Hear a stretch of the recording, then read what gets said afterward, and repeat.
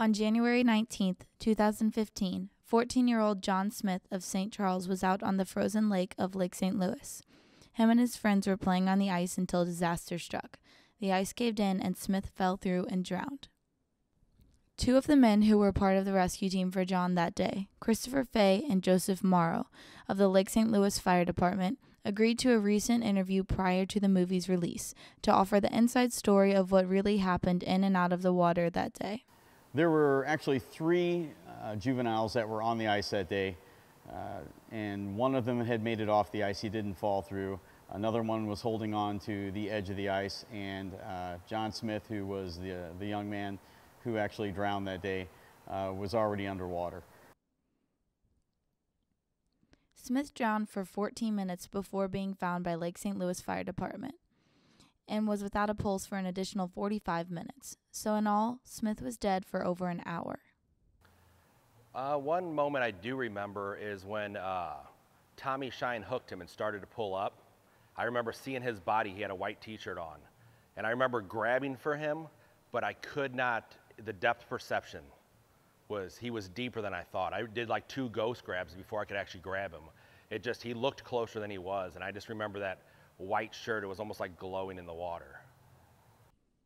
John Smith's story was remarkable and inspiring to not only his family, the community, his doctors, and his rescuers, but also to the nation, and his miracle has been made into a movie entitled Breakthrough, premiering April 19th in select theaters nationwide. Knowing that the water wasn't super cold that day, the temperature was warm. Normally you need your brain to shut your body down to be recovered from water like this. And I wasn't for sure the water was cold enough that your brain would shut things down first. If it happens where your heart stops, you normally never come back. Your brain has to put your body into hibernation mode to come back from something like this. And I wasn't for sure that the water was going to be cold enough. There was parts in my mind thinking that this could be just a recovery.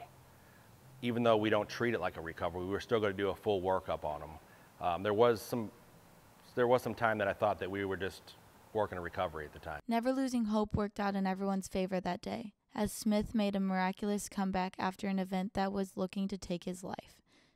In the long run, it's probably the best time that we need a movie like this, when everyone's trying to pull God out of everything in the schools and all kinds of things, that this is a story about a true miracle.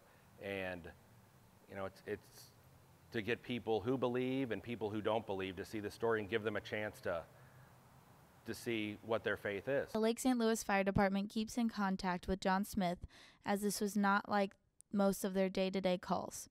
They try to stay updated on his life and sometimes see him at award ceremonies.